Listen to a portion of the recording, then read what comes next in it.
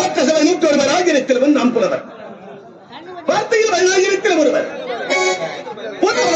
திருவே தாதா கோடிக்கு ஒருவர் உண்டாகில் ஒன்றரு என்ற அவையார் மதுரை சமைச்சனுக்கு பாடி சைகைகளை எடுத்திருக்கின்றார்.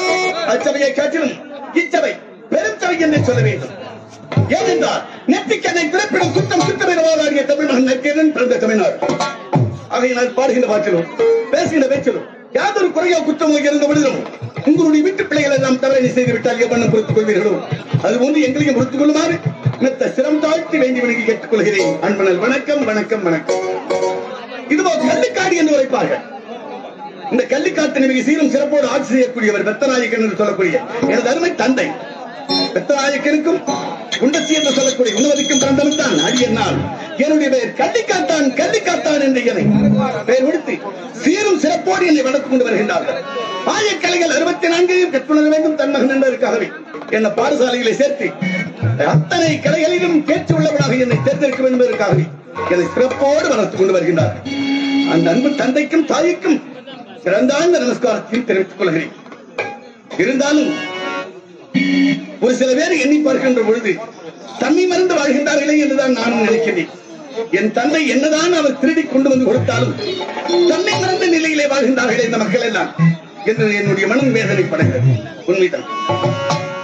நீராலே கோட்டை கட்டி நடுவில் இங்கே நிலத்தை வைத்து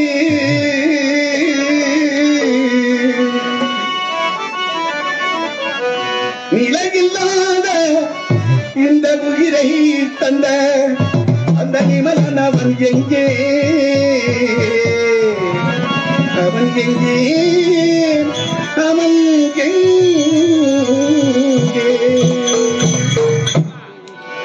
இந்த உலகம் என்னும் நான்கெழுத்தை ஏன் படைத்தானோ? இறைவன் என்னும் நான்கெழுத்தில் எங்கு சென்றானோ?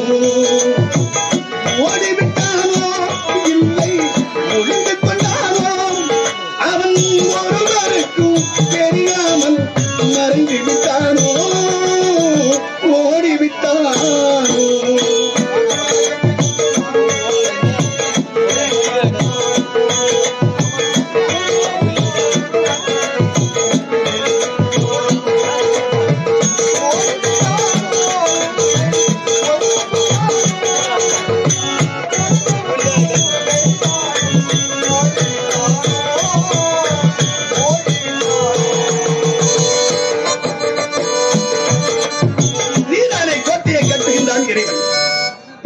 நீரினால் எப்படி கோட்டை கட்ட முடியும்? நீரினால் கட்டப்பட்ட கோட்டை எது சொன்னால் இது அமர்ந்து கொண்டிருக்கின்ற அத்தனை பேர்களுமே பிரம்மனால் கட்டப்பட்ட நீரினால் ஒரு துளி நீரினால் கட்டப்பட்ட கோட்டைகள் தான். இது எத்தனையும் இந்த நிலத்தினிலே தவழ விட்டு வேடிக்கை பார்த்துக் கொண்டிருக்கின்றான் இறைவன். அதை நாம் மறந்துவிட்டு இறைவனே இல்லை என்று சொல்லுகின்றார்கள் இவர் சில பேர். அவர்களை நின்றுத்தான் சொல்கிறேன். இந்த உலகம் என்னும் நான்கெழுத்தை ஏன் படைத்தானோ? இறைவன் என்னும் நான்கெழுத்தில் எங்கு சென்றானோ? ஓடிவிட்டானோ இல்லை ஒளிந்து கொண்டானோ? அவன் ஒருவருக்கும் தெரியாமல் மறைந்து விட்டானோ? ஓடிவிட்டானோ?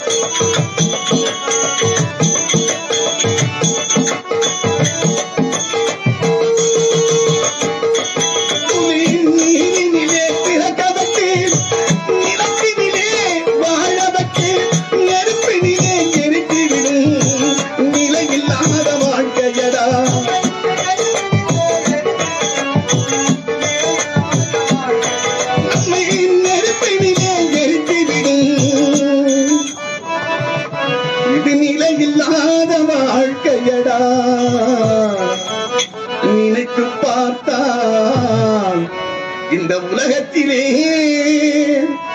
எதுதான் நமக்கு சொந்தமாடா?